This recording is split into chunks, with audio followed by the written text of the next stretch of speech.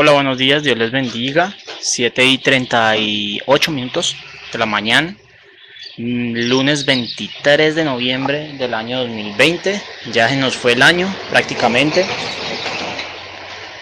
pero damos gracias a Dios porque a pesar de que ha sido un año extraño y a pesar de que vendrán años más extraños y circunstancias más eh, difíciles,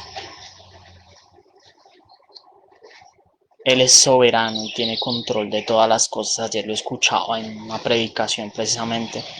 Dios es soberano y la historia del mundo solamente es la historia de Dios y la historia eh, encaminada hacia la manifestación de Dios para salvación de su pueblo. Y eso es una gran bendición, es una gran esperanza, es un gran consuelo de saber que aunque son tiempos extraños, son tiempos difíciles, el Señor tiene control de todo. Pidámosle a Dios en esta mañana que nos hable, que sea Él enseñándonos y que podamos ver lo maravilloso que Él es a través de su palabra. Señor, en esta mañana te damos muchas gracias por este día nuevo, por este hermoso día. Te pedimos, Señor Dios Todopoderoso, que nos hables a través de tu palabra, que no sea mis palabras, mis pensamientos, mis conocimientos, cualquier cosa, cualquier atributo que yo pueda tener, Señor, que no sean ellos los que hablen, sino que sea tu palabra, para que seamos exhortados, confrontados, enseñados y lo podamos aplicar en la vida diaria. Que no sean solamente palabras, sino que lo podamos llevar al terreno de la vida práctica. Te lo pedimos, Señor, que tu palabra sea como espada de doble filo que traspase, Señor, nuestro corazón. Y todo esto para la gloria y alabanza a tu nombre. Te lo pedimos en el nombre de Jesús. Amén.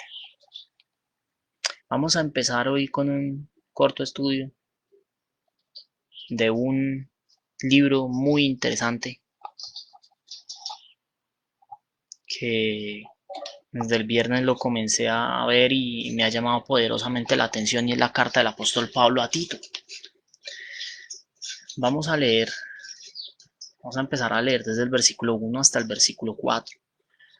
Pablo, siervo de Dios y apóstol de Jesucristo, conforme a la fe de los escogidos de Dios y al pleno conocimiento de la verdad que es según la piedad, con la esperanza de vida eterna, la cual Dios, que no miente, prometió desde los tiempos eternos, y a su debido tiempo manifestó su palabra por la predicación que me fue confiada, conforme al mandamiento de Dios nuestro Salvador, a Tito, verdadero hijo en la común fe.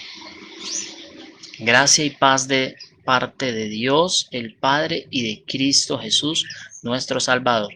Amén. Este es el saludo de la carta. Es una carta personal. Las cartas que tienen nombre propio se les llama cartas pastorales. La que es a Tito, las dos de Timoteo, perdón, la de Tito y la de Filemón, se llaman cartas pastorales y vienen escritas a una persona en particular. En este caso, Pablo le está escribiendo a Tito. ¿Quién era Tito? Tito era un griego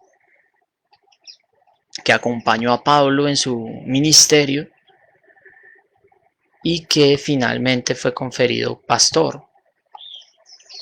Y aquí Pablo está encomendando a Tito una misión. Más adelante, con posteridad, en las siguientes reflexiones que compartamos juntos, vamos a ver qué fue lo que le encomendó Pablo a Tito.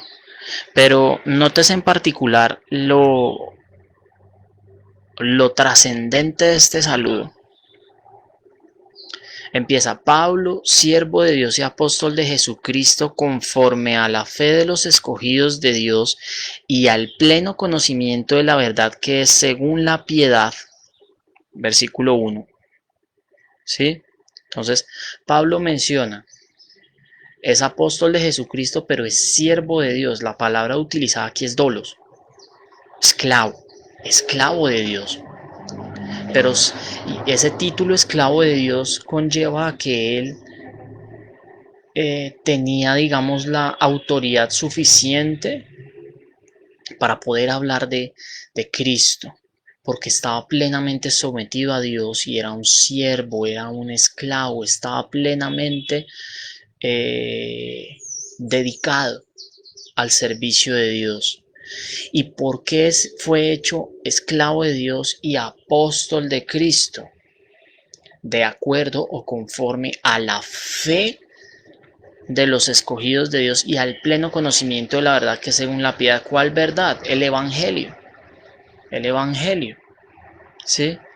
Entonces fue hecho siervo de Dios y apóstol de Jesucristo por el Evangelio, que es el que sustenta, el que sustenta la fe de los escogidos, la fe de aquellos que ven a Jesús como su Señor y Salvador. Adicionalmente, ¿qué tiene de especial esta fe en este Evangelio? ¿O qué trae este Evangelio de especial? Que es la esperanza de vida eterna. Versículo 2, con la esperanza de vida eterna, la cual Dios, que no miente, prometió desde los tiempos eternos. Desde la eternidad pasada, Dios tenía decretado la salvación para vida eterna. Leía un comentarista hace un momento y decía que es un error, es un mal concepto. Y muchos lo tienen, y amigo, amiga, en esta mañana que usted me escucha, si usted lo tiene, yo le pido que me escuche y que tenga en cuenta lo que le voy a decir. Tenemos el concepto de que Dios es un Dios enojado, un Dios airado, un Dios malo, que está dispuesto a dar látigo y que Jesús vino como a decirle, ay no, por favor Dios, no más. Dios, yo muero para que se te dejes de dar látigo y de ser malo y podamos ayudar a esta gente. No. Claro, Dios castiga el pecado y la ira de Dios está sobre el pecador, pero el propósito de Dios desde la eternidad pasada es salvar al hombre. Él sabía lo que iba a pasar en el Edén. Él sabía lo que iba a pasar en el Edén, que el hombre por su propia decisión iba a pecar y se iba a apartar de él. Pero el deseo de Dios es que el hombre vuelva a él. Amigo, amiga, en esta mañana que me escuchas, el deseo del hombre, el deseo de Dios, perdón, es que el hombre vuelva a él y poderlo recibir. Y por eso diseñó desde la eternidad pasada el plan de salvación, esa esperanza de vida eterna, para que usted y yo reconozcamos que hemos estado alejados de Él y que necesitamos a ese Salvador para poder regresar a casa. Es que estábamos fuera de casa, sí. El hombre sin Dios está fuera de su hogar. El hombre fue creado para estar con Dios, para estar junto a Dios en el Edén. Pero por culpa de su desobediencia, fue apartado de su hogar. Pero Dios, que con profundo amor nos ha amado, envió a Jesucristo. ¿Para qué? Para traer el camino de retorno a ese hogar. ¿Cuál es el camino de retorno a ese hogar? Jesús, la cruz. Por eso Jesús dijo, yo soy el camino, la verdad y la vida.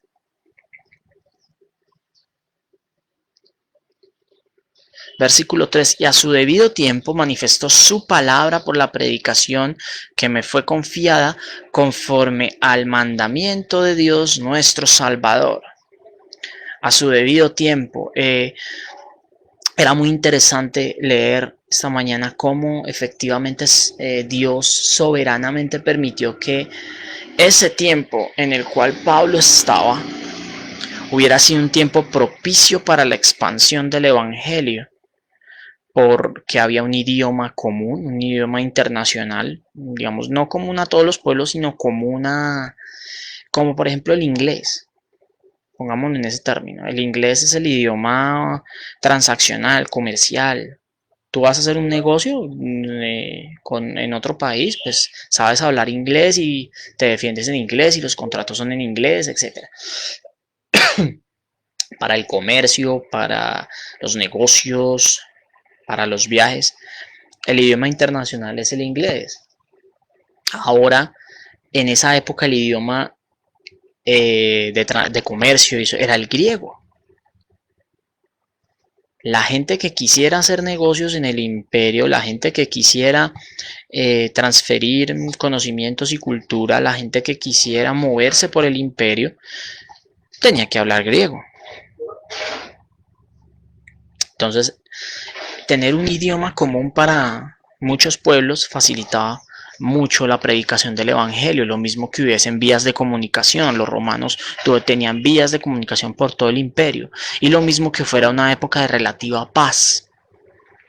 Aunque si miramos, digamos, en ese tiempo, de todas maneras, los romanos hicieron campañas contra los pueblos bárbaros en las fronteras del imperio, pues no hubo una convulsión significativa dentro del imperio que generase que la predicación fuera detenida. Era un tiempo propicio para la predicación, y todo esto Dios lo permitió. Soberanamente lo había decretado desde el principio. Por eso Pablo dice, manifestó su palabra por la predicación que me fue confiada, conforme al mandamiento de Dios nuestro Salvador. Entonces el evangelio había sido confiado a este hombre para que fuese predicado en el tiempo propicio, para que fuera transmitido a todo el imperio. Dios permite tiempos para que su evangelio sea predicado. En estos tiempos, a través de la escritura, ha permitido que cientos y cientos y cientos de hombres de Dios estén predicando el evangelio. Hombres piadosos, hombres extraordinarios que predican el evangelio cada domingo, que los podemos ver por las redes sociales, que predican un evangelio de verdad, no como otros que salen a show luces y a pedir plata o a decirte, ay, confía en ti mismo, cree en ti, descubre el campeón que hay en ti, cosas. No, esos no. Los que te predican la palabra, palabra que te exhorta, palabra que te confronta y que te lleva a Cristo. Y lo estamos viendo. Dios soberanamente permite los tiempos para su predicación del evangelio. Toda esta verdad que Pablo menciona nos conduce finalmente al destinatario de la carta, a Tito, a quien Pablo menciona como verdadero hijo en la común fe. Entonces nótese dos cosas. Le dice hijo, un hijo del que está orgulloso porque lo ha discipulado y ha crecido. Cuando, si miramos por ejemplo la historia y lo miramos a través de las escrituras, cuando Pablo mandó la carta a los Corintios, una de las cartas más duras que hay, porque a diferencia de la carta a Romanos o las otras cartas que son cartas doctrinales, la carta de los Corintios es una carta netamente llevada a asuntos prácticos en los cuales la iglesia se había desviado o se había enredado en cosas. Entonces las cartas de Pablo a los Corintios, la primera y segunda, son cartas en las cuales Pablo prácticamente los regaña, o sea, les manda su regaño, su reprimenda por cosas que no debían hacer siendo creyentes y presumiendo de ser creyentes maduros. Y la persona con la que mandó la carta, porque Pablo no pudo estar presente en ese momento, la mandó con Tito.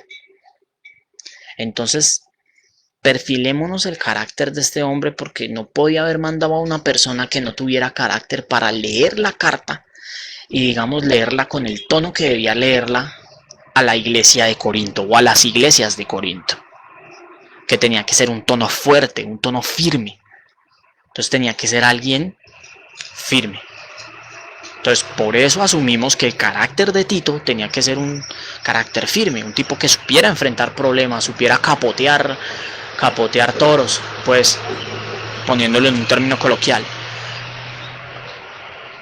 Entonces este hombre Tito, verdadero hijo en la común fe, o sea, no solamente era hijo, sino también hermano, tenían comunión en su fe. Tenían comunión en su fe. Era un discípulo aprobado y un discípulo en el que Pablo podía confiar. Gracia y paz de parte de Dios el Padre y de Cristo Jesús nuestro Salvador. Es un mensaje a Tito recordándole en quién está su esperanza, cuál es la misión del Evangelio y quién es Él en Cristo. Hermano, un hombre firme en la fe que cree en el Evangelio, que va a ser enviado para una misión especial. Pero si ven todo lo que encerró un saludo en 4 versículos, un saludo que encierra toda la majestad del Evangelio para poder recordársela a un consiervo, a un servidor. Así en esta mañana el Señor nos recuerda a través de esta carta la majestad de su Evangelio, que fue prefijado desde antes de la fundación del mundo para que usted y yo creamos en este Evangelio y, como dice Juan 3:16, todo aquel que en él crea no se pierda, sino que tenga vida eterna. Mañana continuaremos estudiando esta maravillosa carta del apóstol Pablo a Tito, para que podamos ver juntos las excelencias del Evangelio y su aplicación en la vida práctica. Querido amigo, querida amiga, si me escuchas en esta mañana por primera vez, si me ves en esta mañana por primera vez, yo te invito a que me continúes viendo. No por verme a mí, sino para que juntos estudiemos la palabra de Dios y te des cuenta que necesitas un Salvador, a Cristo. Que puedes decir, yo no mato, yo no robo. Yo estoy bien con Dios, pero no es así. Todo aquel que está moldado con el mundo y no quiere vivir conforme a lo que Dios dice en su palabra, dice la misma palabra, que es declarado enemigo de Dios. Somos enemigos de Dios. Nos constituimos enemigos de Dios cuando vivimos en amistad con el mundo. ¿Qué es amistad con el mundo? Están conforme al sistema del mundo. ¿Y qué es conforme al sistema del mundo? Decirle a lo malo bueno, a lo bueno malo, que las cosas que son realmente dañinas y nocivas nos parezcan bien porque los demás lo hacen. Entonces tomar, ser grosero, tratar mal a las personas, ser infiel,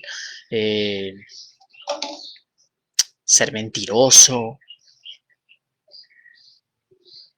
hacer trampa diciendo, no, es que yo soy vivo. Es que yo no me dejo fregar porque es que yo soy vivo, yo tengo que ser vivo porque si no aquí mejor dicho, no. Trampa, y la trampa es pecado.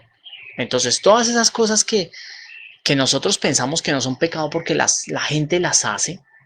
Entonces sí, porque la gente las hace, entonces yo también las hago y todo está bien. Resulta que no, a la luz de la palabra eso es pecado. Dios lo condena y cuando tú eres pecador, estás alejado de Dios, eres rebelde de Dios y eres enemigo de Dios.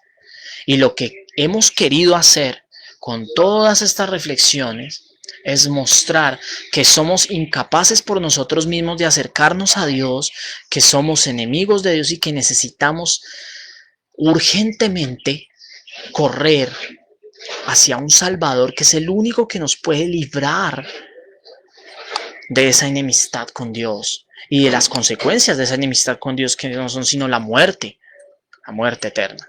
Entonces, amigos, amigas, los invito a que juntos sigamos reflexionando las Escrituras. Este es un tiempo en el cual no nos podemos soltar. Para los que conocen la palabra, dice la palabra que el que esté firme mire que no caiga. Y para los que no conocen, amigo o amiga, te invito, acompáñame en este tiempo. Acompáñame en este tiempo y verás que Dios traerá bendición a tu vida. la bendición de la vida eterna, que es la más importante de todas. Un abrazo para todos, Dios los guarde, nos vemos mañana, 7:30, con el favor de Dios, si no hay ningún inconveniente. Me disculpan siempre, es un poco lento, dispendioso aquí con mi equipo, pero pues estamos ajustando. Muchas bendiciones, un abrazo para todos, Dios los guarde, nos vemos mañana martes con el favor del Señor.